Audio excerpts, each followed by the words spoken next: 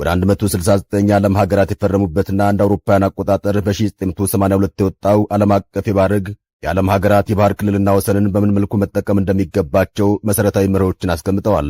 ኢትዮጵያ ባታጸድቀውም ሕጉን እንደ አውሮፓውያን አቆጣጠር ኖቬምበር 8 1984 መፈረሟ ይታወቃል።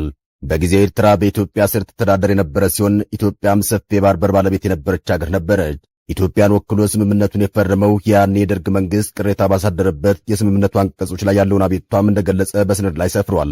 የኢትዮጵያ መንግሥት በጊዜው በዋናነት በቀይ ባህር ግዛቴ ናቸው የሚላቸው ደሴቶች ላይ የየመን መንግሥት የሕጉን ክፍተት ተጠቅሞ ችግር እንዳይፈጥር ነበር በሕጉ ላይ ያለውን ሐሳብ የገለጸው። ይህን የዓለም አቀፍ የባህር ሕግ እንደ ኤርትራ፣ አሜሪካ፣ እስራኤል፣ ቱርክ፣ ሶሪያን ጨምሮ 15 የዓለም ሀገራት ከናካቴው አልፈረሙበትም። ኢትዮጵያን ጨምሮ ደግሞ አንዳንድ ሀገራት ቢፈርሙበትም አላጸደቁትም። ይሁን እንጂ ሪፖርተር ህዳር 5 2015 ይዞት በወጣው ትንታኔ መሠረት ስምምነቱ በዓለም ደረጃ ከታዩ ገዢ የሆኑ የዓለም አቀፍ ስምምነቶች ውስጥ ዝርዝር ጉዳዮችን በማካተት የተሻሻለው ሕግ ስለመሆኑ ይጠቅሳል። እንደ አውሮፓውያን አቆጣጠር 1994 ወደ ሥራ የገባው ሕጉ የጠረፍንና የዓለም አቀፍ የውሃ ክልልን ምንነትና አጠቃቀም እንዲሁም በባህር ወሰኖች የሚነሱ ውዝግቦችና የችግር አፈታት ሂደቶችን በዝርዝር አስፍሯል።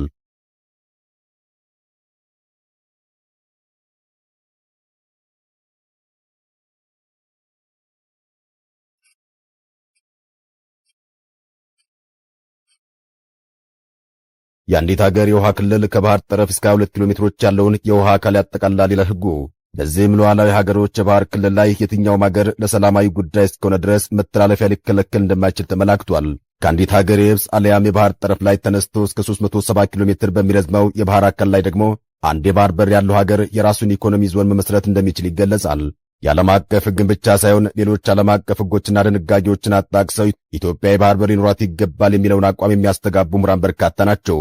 አሰብ የማናት የኢትዮጵያ የባህር በር ጥያቄ የሚል ተጠቃሽ መጽሐፍ ያበረከቱት የዓለም አቀፍ ሕጉ ምሁርና ፖለቲከኛው ዶክተር ያዕቆብ ኃይለማርያም ከእነዚህ ወገኖች ቀድመው ሊጠቀሱ ይችላሉ።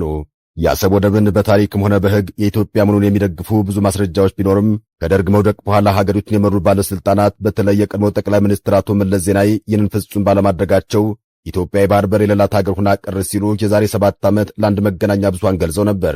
በቀይ ባህር በተለይ በአሰብ ወደብ እንደ ኒውክሌር መሳሪያ ቢጠመድበት ለኢትዮጵያ ያሉና ስጋት የሆነ አደጋ ቢፈጥርባት ኢትዮጵያ ይህን ለመከላከል የምትችልበት ዕድል የላትም። በፋሽስት ኢጣሊያ ወረራ ወቅት ኢትዮጵያ እንድትሸነፍ ካደረጉ ምክንያቶች አንዱ የገዛችው መሳሪያ በጅቡቲ ወደብ እንዳይገባ ፈረንሳዮች በመከልከላቸው እንደሆነ ይነገራል። ዛሬ ጅቡቲን ጨምሮ በርካታ የአረብ ሊግ አባላት ዙሪያችንን ከበውናል። የባህር በር ሳይኖረን ከአንዱ የአረብ ሊግ አገር ጋር ብንጋጭ መውጫ መግቢያችን ይዘጉብናል። ይህም ሁሌ የኢትዮጵያ ስጋት እንደሆነ ቀጥሏል። አሰብ ከጅቡቲ ወደ 200 ኪሎ ሜትር ለአዲስ አበባ ይቀርባል። አሰብ ኤርትራ የሚባለው ግዛት በኢጣሊያ ቅኝ ገዢዎች ከመፈጠሩ በፊት ኢብራሂም በተባለ የአካባቢ ባላባት ነበር የተሸጠው። አሰብን የገዛው ደግሞ ሩቢቴኖ የተባለ የኢጣሊያ ኩባንያ ነበር። የአሰብ አካባቢ ሕዝብ ከኢትዮጵያ አፋር ክልል ሕዝብ ጋር የተዛመደ ነው። ጣሊያን ኤርትራ የተባለውን ቅኝ ግዛት ከፈጠረች ከ15 ዓመታት በኋላ ነው አሰብ ወደ ኤርትራ የተጠቃለለው። ያኔ አጼ ምኒልክ በዙሪያቸው የከበቧቸውን ቀኝ ገዢዎች መስፋፋት ለኢትዮጵያ እንደሚያሰጋ በመገንዘብ ነበር ብዙ ስምምነቶችን ከቀኝ ገዢዎች ጋር የተፈራረሙት። ምኒልክ እስከ ቀይ ባህር የኢትዮጵያን ወሰን እንደሚሆን አመላክተው የጻፏቸው ደብዳቤዎች ዛሬም ድረስ ይገኛሉ። በካይሮ እንደ አውሮፓውያን አቆጣጠር በ1964 የቀኝ ግዛት ስምምነት ጠብቆ እንዲቆይ የሚያደርግ ስምምነት ተፈርሟል። መላው ዓለም ባይቀበላቸውም ኤርትራውያን የኢትዮጵያ ቀኝ ተገዥ ነን ሲሉ ይደመጣሉ። ይሁን እንጂ ጣሊያን የቀኝ ግዛት ስምምነቶችን ጥሶ ነበር ኢትዮጵያን የወረረው። የተባበሩት መንግስታት ድርጅት እንደ አውሮፓውያን አቆጣጠር 1947 እነዚህን የቀኝ ግዛት ውሎች ሽሯቸዋል። በ1952 በኢትዮጵያ ደግሞ በነጋሪት ጋዜጣ እኒህ ስምምነቶች በይፋ ተሽረዋል።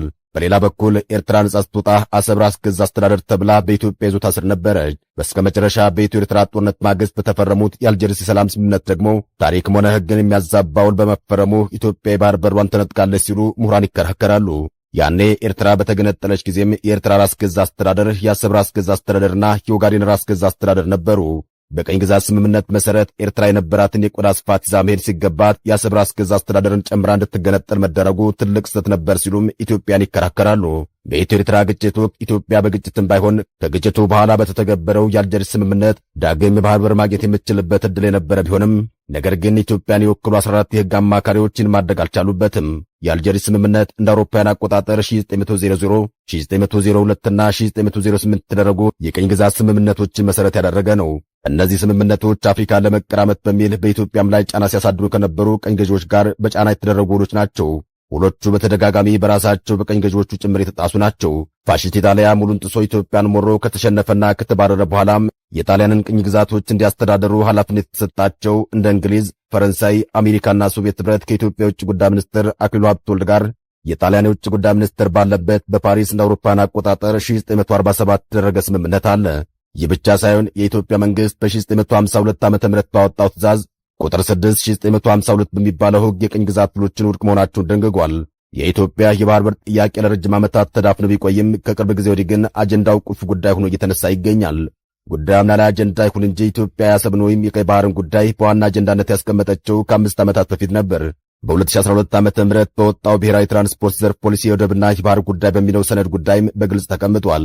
ይህ ሰነድ በአፍሪካ ቀንድ ቀጠና የአፍሪካ ቀንድና የቀይ ባህር ቀጠናን የሀያላን ሀገሮች ጂኦፖለቲካ፣ ጂኦኢኮኖሚና ጂኦስትራቴጂክ ፉክክር ሰለባ መናኸሪያ ይሆን ዘንድ እየታዩ ያሉ አደገኛ እንቅስቃሴዎች ለቀጠናው ሰላምና የኢኮኖሚ እድገት እንቅፋት የሚሆኑበት ደረጃ እንዳይደርሱ ከቀጠናው ሀገራትና ክልላዊ ተቋማት ጋር በትብብር መስራት፣ አስተማማኝና ዘላቂ ወደብ አገልግሎት ማረጋገጥ፣ በቀይ ባህርና በኤደን ባህረ ሰላጤ አካባቢ የመጠቀም መብታችንን ሊያደናቅፉ የሚችሉ ጂኦስትራቴጂካዊ ተግዳሮቶችን ለመቋቋም የሚያስችልና ወደቦችን በጋራ በማልማት ሀገራችንን የሚያገናኙ መሠረተ ልማቶችን ለማጠናከር የሚያስችል ድጋፍ ማስገኘት ይገባል ማለት ቃል በቃል አስቀምጦታል። ኢትዮጵያም አሁን ላይ ትኩረቷን አሰብ ላይ ብቻ አድርጋ እየጠየቀች ትገኛለች። ይህን ደግሞ ዓለም አቀፍ ሕጎችም እንደሚደግፉት እየተገለጸም ነው። እንደ አውሮፓውያን አቆጣጠር 1879 ቦሊቪያ ከፔሩ ጋር ተባብራ ከቺሊ ጋር ውጊያ ገጥማ ነበር። ዋር ኦፍ ዘ ፓሲፊክ በተባለው በዚህ ጦርነት በመጨረሻ ቺሊ አሸናፊ ሆና ብቅ አለች። ቺሊ በጦርነቱ ከማሸነፍም በላይ የሁለቱ ሀገራትን ወደቦች በኃይሏ አልጠቀለለች። ያኔ ፔሩ ተለዋጭ ወደብ ስለነበራት አልተቸገረችም። ቦሊቪያ ግን ከዚያ ጊዜ ወዲህ የባህር በር የሌላት ሀገር ሆና ቀረች። ቺሊም በጎረቤቷ ቦሊቪያ ላይ በር ለመዝጋት አልፈለገችም ነበር። አንቶፋጋስታና ሪካ ወደቦች እንድትጠቀም ለቦሊቪያ ፈቀደች። ወደብ ብቻ ሳይሆን ከወደብ መገኛ መተላለፊያም ተፈቅዶላት ነበር። ቦሊቪያ ግን ሉዓላዊ የሆነና የራሴ ባህር በር ካልተመለሰልኝ በማለት ከቺሊ ጋር ለረጅም ዘመናት ግንኙነት አቋርጣ መኖሯ ይነገራል። ቦሊቪያውያን የባህር በራቸውን ከተነጠቁ ቢቆዩም በየዓመቱ የባህር ቀን ብለው በብሔራዊ ደረጃ ያክብራሉ። በዕለቱ የባህር በራቸው የተነጠቁበትን ሁኔታ አስበው ይውላሉ። አገሪቱ የባህር በር ሳይኖራት ቲቲካካ ሐይቅ ላይ የሰፈረ 5000 የባህር ኃይል እንዳላት ይነገራል። ቦሊቪያዎች የባህር በር ጥያቄያቸውን ለማስፈለስ ያልሄዱበት ዓለም አቀፍ ፍርድ ቤት የለም። አይሲሲ የዛሬ 7 ዓመት ጥያቄውን ተቀብሎ የተመለከተው ሲሆን ቺሊ ለቦሊቪያ ሉዓላዊ ወደቦችን ለመመለስ የምትገደድበት አንዳችም የሕግ አግባብ የለም ብሎ ውሳኔ መስጠቱን አልጀዚራ ዘግቦታል። ከዚህ በተለየ ሁኔታ በዓለም አቀፍ ሕጎችና ድንጋጌዎች ኢትዮጵያ የባህር በር ጥያቄዋን ማስመለስ ትችላለች የሚሉ ምሁራን ግን ከቺሊና ከቦሊቪያ ውጭ የሌሎች ሀገራትን በጎ ልምዶች መኖራቸውን እየተናገሩ ይገኛል። ከሁለተኛ ዓለም ጦርነት በኋላ የቨርሳይ ስምምነትን የአውሮፓ ሀገሮች ሲፈርሙ ፖላንድ ወደብ አልባ ነበረች። እናም ከጀርመን መተላለፊያ ተሰጥቷት ወደብ እንድታገኝ ተደረገ።